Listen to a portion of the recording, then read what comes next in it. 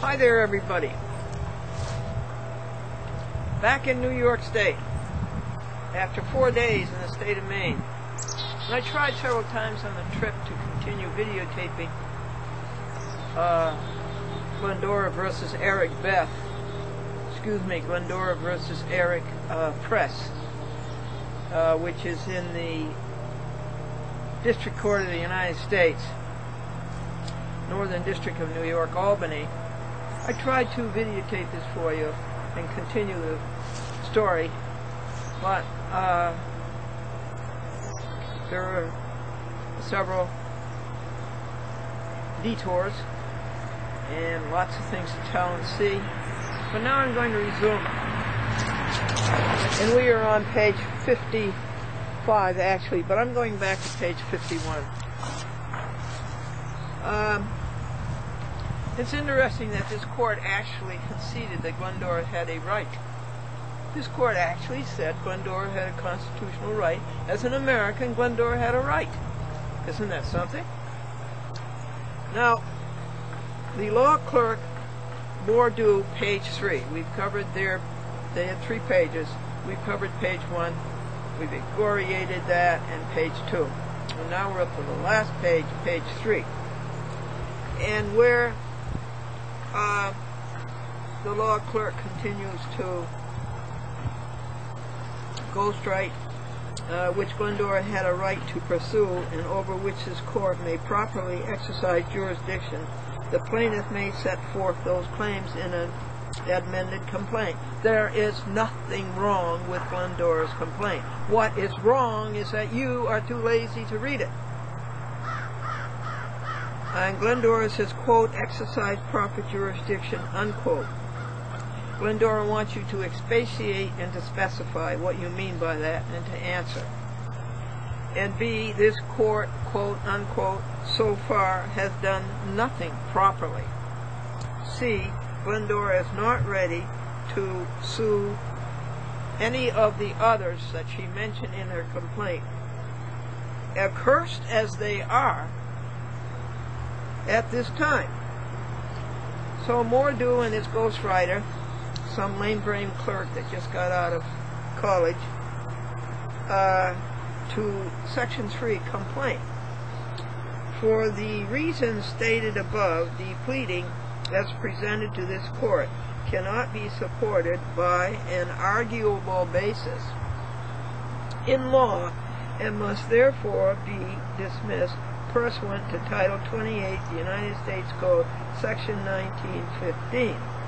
Glendora says this is rambling and confusing, quoting them. B, you have not proved your case. Page 52. Explain your reasons. List them. Do a Rule 8, Federal Rules of Civil Procedure, on this, and I request your answer. Also, do a Rule 10. Enumerate your paragraphs and give headings, something that you have eschewed. And so the law clerk goes on to write, should the plaintiff claim that this action should not be dismissed, she is directed to file an amended complaint within 30 days of the filing date of this order. And to be specific about that, the filing date of this order was October 9th. Today is November 2nd. Any amended complaint which shall supersede and replace in its entirety plaintiff's original complaint. Nobody's going to replace that. That complaint is the way I want it.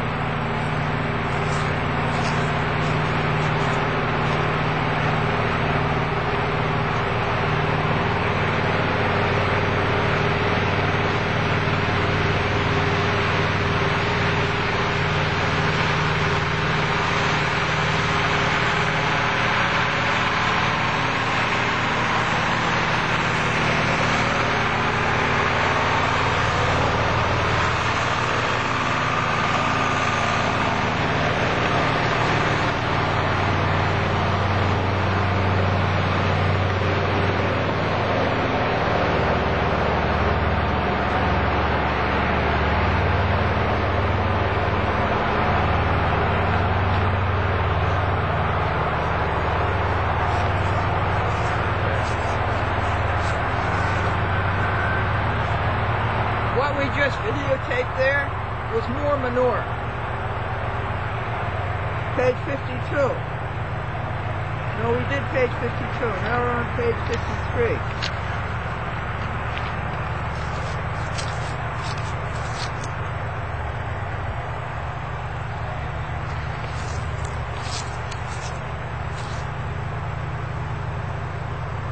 And Glendora must allege claims which the plaintiff has a legal right to pursue and over which this court may have proper jurisdiction.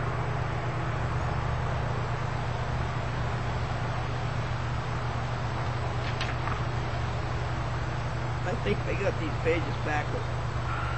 But the thing is such a mess, it really doesn't matter. How can Eric Press be dismissed as a defendant in this case when he is the only defendant and this case is all about Eric Press?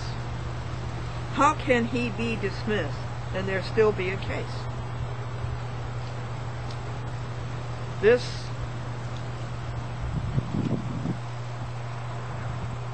obtuse court, out to seek its own gains and to denigrate the United States of America, just peremptorily, and categorically dismissed the case against Eric Press and gave no reason except that Eric Press has immunity and he does not. That's a lie. Nobody has immunity. So if they dismiss the case against Eric Press when the whole lawsuit is against Eric Press, how can there be any case left? So answer this. Supra is a heterotaxis, an arm where a leg should be, an eye where a nose should be. It's a Picasso painting, and it's a contradiction. So, this court, quote unquote, goes on to say, ordered that plaintiff may file an amended complaint within 30 days of the filing date of this order, and it is further ordered that if plaintiff fails to timely file, and that's a split infinitive, an amended complaint, the court enter judgment dismissing this action without further order of the court due to plaintiff's failure to state a claim upon which relief may be granted pursuant to 28 U.S. Code section 1915. And it is further ordered that no summonses shall issue and no service of process shall be attempted until this court has issued a written order specifically directing such actions, and it is further, hold it, no summonses need to issue. There is only one defendant. All Eric Press has to do is to do his civic duty as Rule 4D, Federal Rules of Civil Procedure says, acknowledge the lawsuit and waive the cost of serving a summons. That's all he had to do. No summonses are necessary. He just didn't do his civic duty. He just ran away like a fugitive. He admitted that he'd been served, and he admitted that he got the envelope to acknowledge the lawsuit and waive the cost of the service, but he ran away, fugitive that he is, and coward. This is Eric Press, a judge in this White Plains City Court. So Glendora says to Mordu in Albany or in Syracuse, admit or deny. And if you deny, give your grounds. This is what any true American would do, acknowledge that he had been sued, and waive the cost of serving a summons. That's what any true American would do. Any true American has his duty to do that. Instead of running away like a coward, like a fugitive. But he has been a coward throughout this whole thing. Eric Press has been a coward throughout this entire fiasco. Court, quote unquote, goes on to say, ordered that the clerk serve a copy of this order on the plaintiff by regular mail. Well, at least they know enough to do that. Now, Glendora says, did you serve Eric Press? And she asked them to either admit or deny. And if deny, give grounds. Page 55.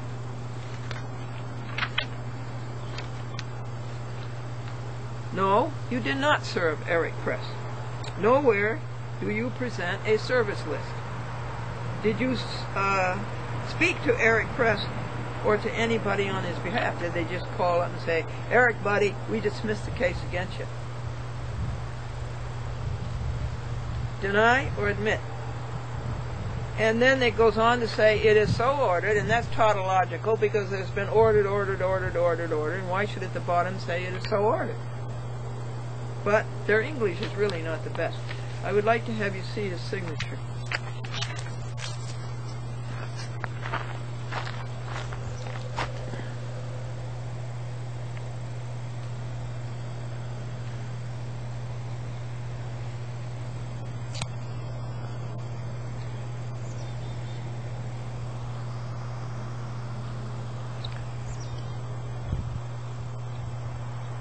Because of this beautiful November 2nd sun, and it's 42 degrees, the shadows cover up my trying to show you what to see, but I hope you saw it. And he signs it, as you see, Norman A. Mordew, and I say there's more do Glendora than this. These, quote, ordered, unquote, claims are too many, and they're, quote, rambling and confusing, unquote. Up to page 57.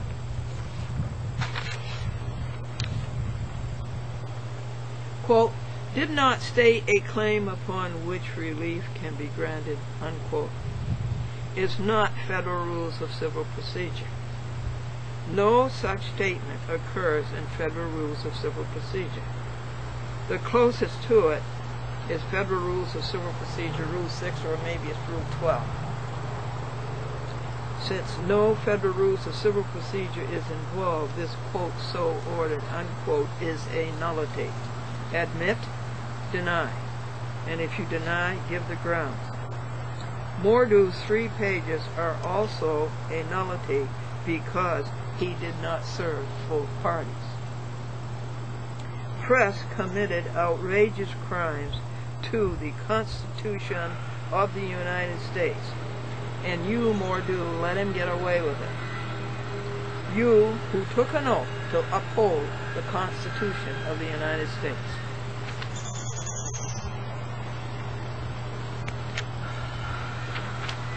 '58. You are an accessory after the fact, sheltering Press. You did this with intent to defeat justice.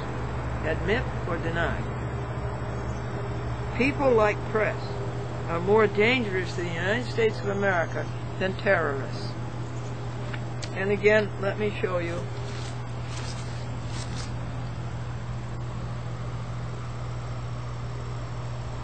The statement.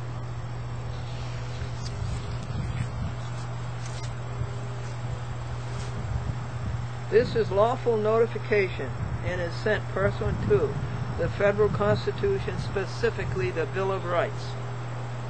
In particular, the 1st, 4th, 5th, 6th, 7th, 9th, and 10th Amendments, and pursuant to your oath, and requires your written response to me specific to the subject matter. Your failure to respond as stipulated and rebut with particularity everything in this letter with which you disagree is your lawful, legal, and binding agreement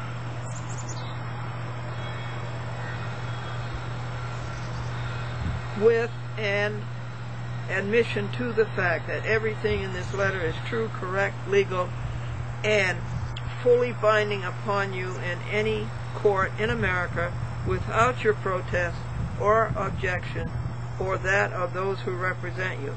Your silence is your acquiescence. And Glendora says your acrid 3 pages did not address any of the many points that Glendora made. And this really means that Glendora wins on these points for the effect of failure to deny. Admit or deny.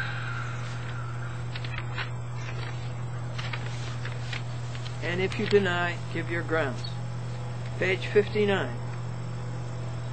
One of these points is, a district court of the United States is an Article 3 court, a constitutionally compliant court. A United States district court is not. And they keep calling themselves a United States district court, which fully means to you that they're denying you your rights guaranteed by the Constitution of the state of New York and the Constitution of the United States. You are acting like an Article 1 court or an Article 4 court. Glendora did not pay $350 to go to an Article 1 court or an Article 4 court. She made this pellucidly clear. You have committed fraud. 1, in ignoring her specification of the same, and 2, not acting as an Article 3 compliant court. This is a charge. Do you admit it or do you deny it? And if you deny it, what are your grounds? Page 60. Your 3 pages and Behrman's and Trease's are odiously antithetical to Americanism, the belief in America, the loyalty to America, to its traditions, to its interests, and to its ideals.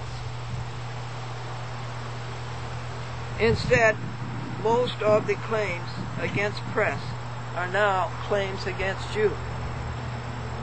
What do you do when the judge doing the judging is worse than the judge being judged? What do you do when the judge doing the judging is worse than the judge being judged? Your dropping press as a defendant is peremptory and downright hokey. What is your legal basis? Answer. Judges are not immune. Congress made no such law. Throughout, you, a judge, acted as press's defense attorney. Everything this court did in these 3 envelopes received by Glendora on the 18th of October is actionable, and you are all liable. Admit, deny, and if you deny, give your grounds.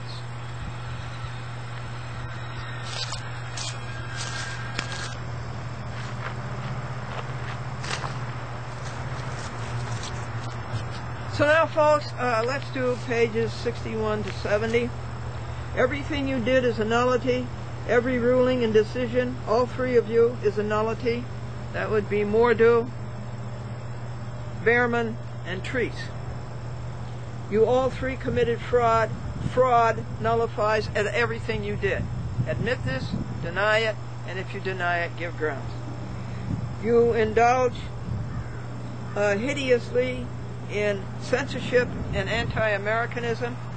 Glendora has a right to chart her own legislation, her own litigation, Glendora has a right to chart her own litigation. You failed miserably to be fully familiar with the facts and circumstances. A plaintiff has a presumptive right that a judge shall be fully familiar with the facts and circumstances.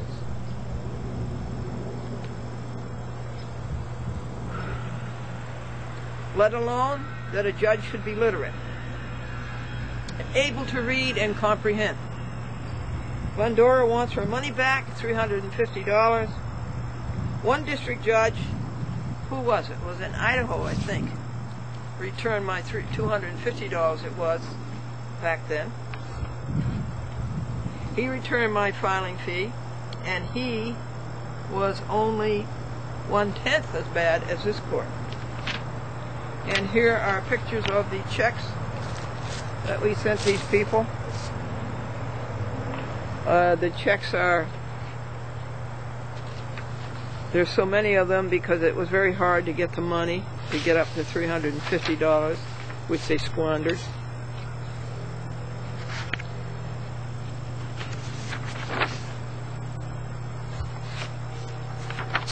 It's a beautiful day today, folks. I probably should have done this, videotape this inside where we have more control, but you can't throw away a day in November. 67. Press is a cheat, a liar, and a thief. You did not bring him to the law. You ran away. You ran away in ignominy. You will try to cover it up, but you will not be able to do so. Admit to both or deny both and give grounds.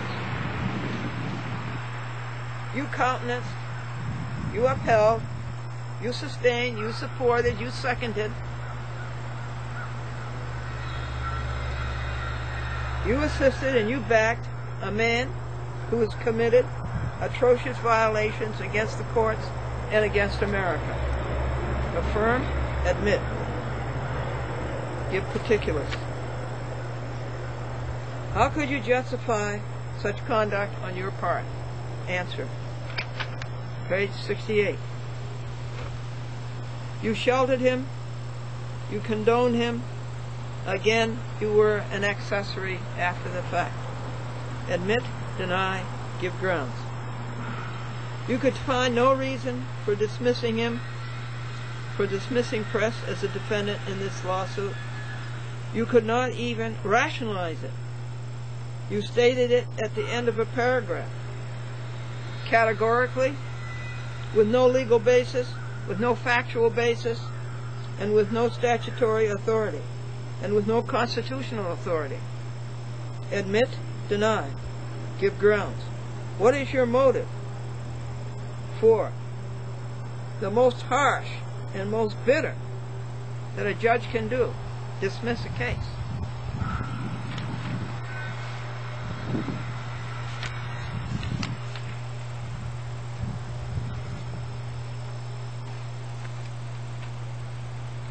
Trying to find page 69.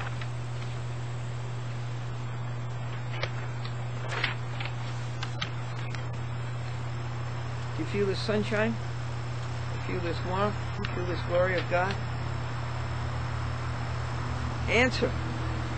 It was like Masonic brotherhood. Did you take an oath similar to the Kol Nidra or other Masonic oaths or other fraternal non-Masonic oaths which disavow and cancel all previously taken oaths, such as your oath of office? Affirm, deny. Did you ever consent to anything like the following, cited from page 183 of the Masonic Handbook, to wit? Who, whenever you see any of our signs made by a brother Mason, and especially the grand hailing sign of distress, you must always be sure to obey them, even at the risk of your life. If you are on a jury and the defendant is a Mason and makes the grand hailing sign, you must obey it. You must disagree with your brother jurors if necessary, but you must be sure not to bring the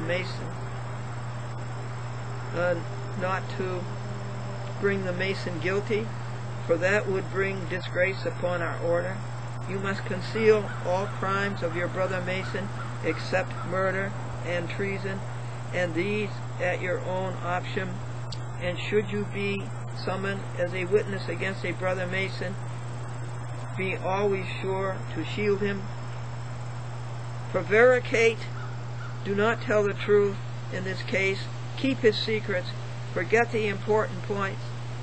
It may be perjury to do this, true, but you are keeping your obligations.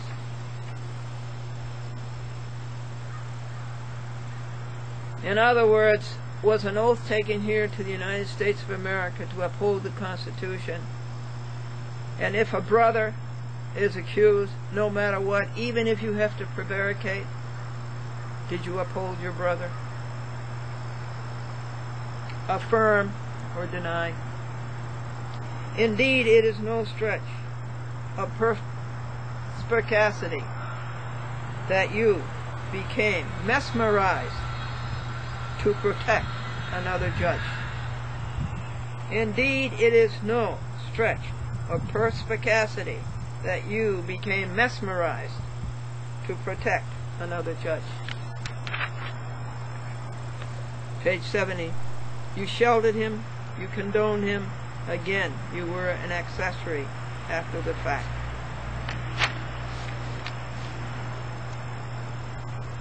You protected him, you went all out by hook or crook, I think by both.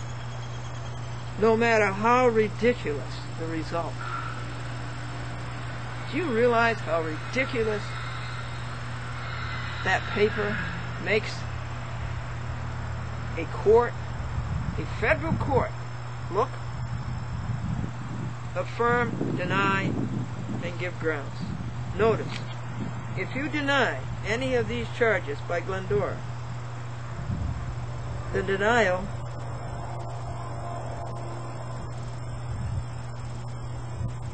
must tell the truth, the whole truth, and nothing but the truth, so help you God. Under penalty of perjury. Accept, refute, and give reason. It is obtuse to dismiss press as a defendant and not realize that this would dismiss the case. Press is the case. If you dismiss press, you dismiss the case. And that went right over your head. 71. Admit, deny, particularize. As I look over your 3 pages again, I can see no legal basis, no factual basis, no statutory authority, no constitutional authority for your dismissing press. All I can see is cheap protectionism. All I can see is that you have double-crossed the United States of America and one of its citizens. You have double-crossed the United States of America and one of its citizens. One. Protected by both constitutions. And I think all others will see it that way. Do I see it correctly? Yes? No? Particularity. Page 72. And I think you have disqualified yourself as a judge. Do you disqualify yourself as a judge? Yes? No? Grounds. Glendora sees your dismissing press as a defendant from this cause as dereliction of duty. Affirm, deny, and give grounds. All denials must be under penalty of perjury and must be done with particularity. You did not do your job. Admit, deny, and give grounds. Page 73. Glendora has no confidence in you. She feels that if she tried to work with you in the end, that you would double-cross her again, that you will always act in bad faith. Will you always act in bad faith as to Glendora? Yes? No. This is to Judge Mordue, M-O-R-D-U-E, a United States District Judge in the District Court of the United States, Northern District of New York, Albany, Syracuse, whatever.